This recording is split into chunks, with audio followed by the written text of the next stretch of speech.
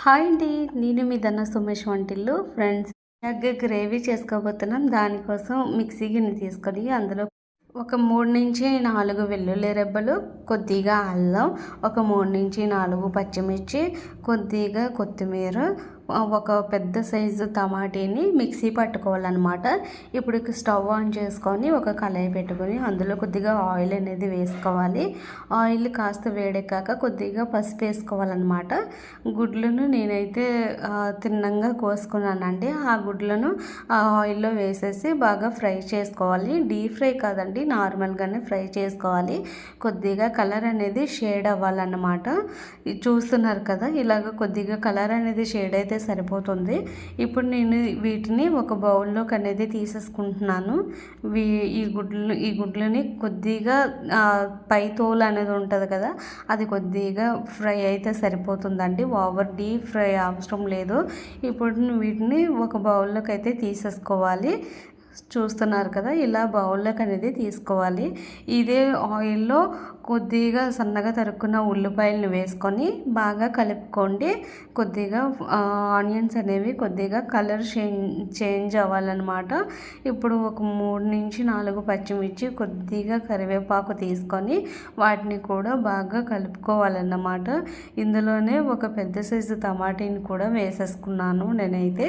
ఇప్పుడు మూత అనేది పెట్టుకోవాలి, ఎందుకంటే టమాటీ మొగ్గుద్దనమాట, దగ్గరగా అవుతుంది. సో చూస్తున్నారు కదా, ఒకసారి మూత తీసుకొని బాగా కలుపుకోండి.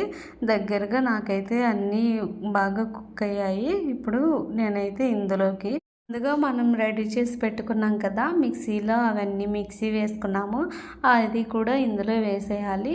ఇంకా కొద్దిగా వాటర్ యాడ్ చేసుకోవాలి. వీటన్నిటిని ఒకసారి బాగా దగ్గరగా కలుపుకోండి. ఇప్పుడు కొద్దిసేపు మూత అనేది పెట్టుకోండి కొద్దిసేపు, ఎందుకంటే దగ్గరగా అవుతుంది, ఆ గ్రేవీ మొత్తం దగ్గరగా అవుతుంది. ఇప్పుడు నేనైతే చింతపండు రసం కూడా ఇందులో యాడ్ చేసుకుంటున్నానండి.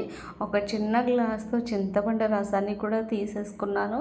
చింతపండు రసం ఇవ్వడం వల్ల గ్రేవీ అనేది తిక్కు పడుతుంది. తర్వాత గ్రేవీ అనేది మనకి టేస్టీగా ఉంటుందండి, పుల్లగా కూడా ఉంటుంది. ఇందులోకి నేనైతే ఒక స్పూన్తో ఉప్పును కూడా యాడ్ చేసుకున్నాను, కొద్దిగా పసుపును కూడా యాడ్ చేసుకుంటున్నానండి. చూస్తున్నారు కదా, దీని అంతటినీ బాగా కలుపుకొని మూత అయితే పెట్టుకోండి. ఈ మూత అనేది పెట్టుకోండి ఒకసారి. దీన్ని మీడియం ఫ్లేమ్లో పెట్టుకోండి, హై ఫ్లేమ్లో అవసరం లేదు. మీడియం ఫ్లేమ్లో 15-25 నిమిషాల వరకు బాగా దగ్గరగా అవ్వాలండి.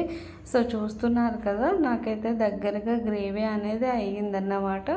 ఇందులోకి మనం ఒక 2 టేబుల్ స్పూన్ కారం, 1 tablespoon garam masala, 1 tablespoon ధనియాల powder, 1 tablespoon biryani powder కూడా యాడ్ చేసుకోండి. ఇందులోకి ఫైనల్గా వచ్చేసి ఎగ్ మసాలా కూడా నేనైతే యాడ్ చేసుకుంటున్నానండి. గ్రేవీ అయితే చాలా బాగుంటుంది, చాలా టేస్టీగా ఉంటుంది.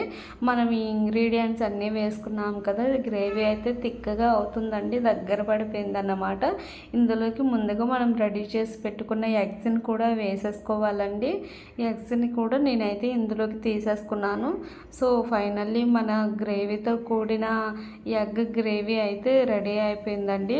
మా వీడియోస్ మీకు నచ్చినట్లయితే లైక్ చేయండి, షేర్ చేయండి, సబ్స్క్రైబ్ చేయండి, కామెంట్ మాత్రం ఖచ్చితంగా చేయండి. ఒకవేళ మీకు ఇంకా ఏవైనా వెరైటీ ఐటమ్స్ కావాలి అంటే ఖచ్చితంగా నాకైతే మెసేజ్ చేయండి, నేనైతే ఖచ్చితంగా రిప్లై ఇస్తాను. స్వీట్ అప్పుడే చేయడం ప్రారంభించలేదండి, దసరా అయిపోయాక స్వీట్స్ అన్నీ నేనైతే ఇంకో వీడియోలో మీకైతే ప్రతి ఒక్క స్వీట్ ఐటమ్ నేనైతే చేసేసి మీకైతే ఖచ్చితంగా నేనైతే యూట్యూబ్లో పోస్ట్ చేస్తానండి. నా వీడియోస్ ఖచ్చితంగా మీరైతే ఆదరిస్తారని నేనైతే మనస్ఫూర్తిగా కోరుకుంటున్నాను. Thank you.